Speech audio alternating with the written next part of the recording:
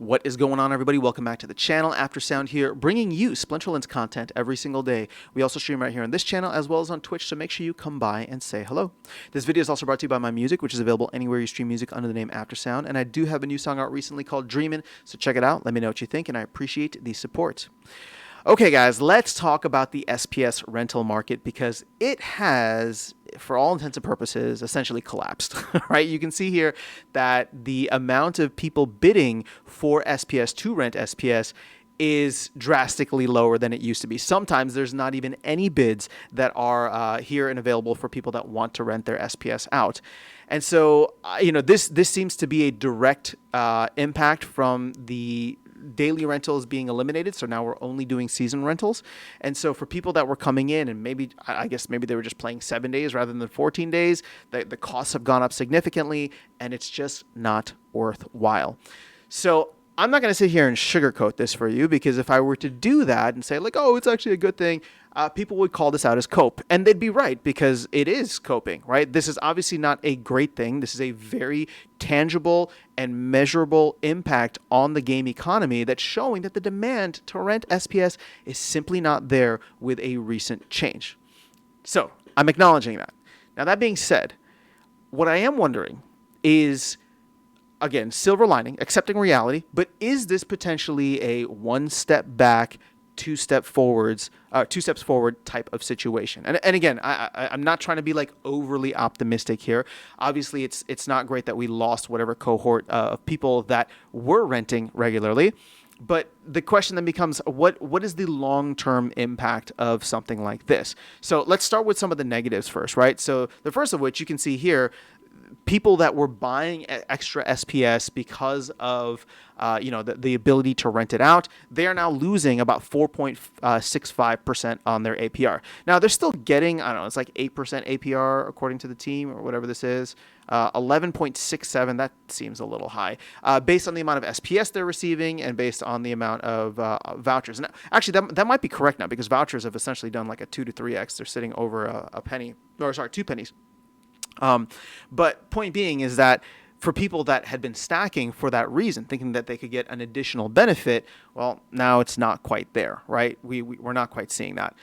Do I think that this will cause people to just massively sell off SPS? No, but it may not incentivize them to buy a lot more SPS at the same time, or if they buy, maybe not stake, right? So for example, I was starting to look at some of the pools out there, and again, pools are great. Like there's obviously a lot of utility that they provide to the ecosystem, and we want to have a lot of depth there. So the SPS swap.hive pool, and then there's even other ones paired with other games, for example, like Arcade Colony or the GLX platform.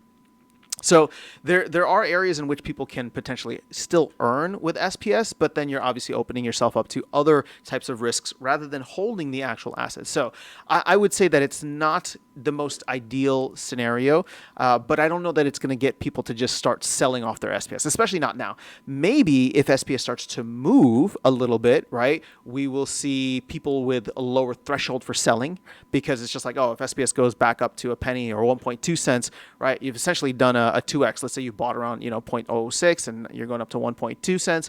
So you've doubled your money, and therefore maybe people have been waiting. Like I guess what I'm trying to say is like it lowers their sell value, right? What would they potentially sell at for people that were trying to trade this and get an extra APR? Now we're not really getting the extra APR, so maybe it's not going to be beneficial for us, or as beneficial.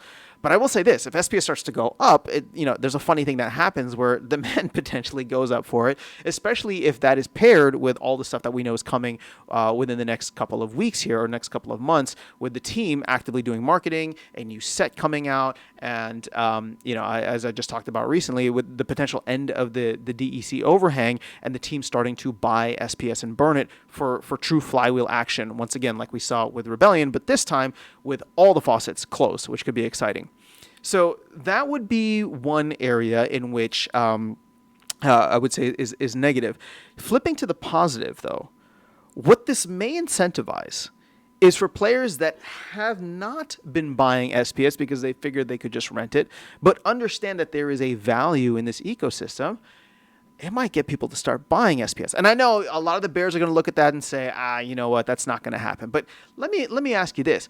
if people are here trying to take advantage of the ecosystem and recognizing that there are arbitrage opportunities, like there is an opportunity here. And I would say that if you've been around, even if you're completely cynical about the game and you were just farming rewards by renting cards, renting SPS, all of a sudden the value and the price of things going up, especially if SPS starts to go with it, would make things a little bit more enticing. So how many of those folks, and you know, I'm including myself in this because as I mentioned recently on a live stream, maybe I'll talk about it in a video, like I've actually doubled down on my efforts to really get to my SPS goals, right? I wanted to get to 500,000 by the end of the year. I'm trying to do that as soon as possible.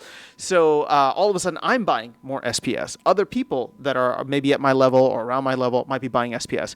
Maybe the whales are sitting around and, you know, they don't feel the need to grab more because they have a ton, but maybe the folks lower, you know, with lower or smaller stacks in the game are recognizing like, hey, there's a lot of bullish momentum going on in Bitcoin, in the market and regulation. Like maybe this is the time, right? And so all of a sudden that leads to more SPS actually getting locked up, not for the purpose of just renting it out. And so kind of creating the secondary market of extra SPS, you know, circulating supply, but actually for people that want to play the game for the long term, which is exactly where you want that SPS to be, right? You want it to be sitting in accounts where it's staked for the purposes of getting rewards, not necessarily just for the market or to the rental market. I mean, again, there's nothing wrong with that. And I like that we can kind of operate in a free and open market here where people can do whatever it is that they want to do. But when one incentive is removed, my hope is that other incentives start to build, especially for people that might be looking at this long term, but hadn't really pulled the trigger. Does this push them to do so in the same way that it's pushed someone like me to do so in the past, whether that's leveling up my cards, right, when we went to the new rank system, or leveling, or, you know, buying more SPS when, you know, it's, well, again, my reason for buying SPS might be different, but the incentives to push people, right, to push them over the edge might be the same. So that's all I really have for you guys in this video. Just wanted to call this out because obviously it's not a great thing, but I do think the second and third order impacts that it has, the second, third order effects that we could see in the future would actually be a real positive, right? Now, we'll have to wait and see if this is truly a one step back, two steps forward type of deal. I'm not saying that it is. I'm saying that it has the potential to be. So there is a silver lining here, but it's not confirmed. I'm recognizing that obviously this had a detrimental impact on the way that the system currently worked, but I am optimistic. I'd be lying if I said I wasn't optimistic about us moving in the right direction overall.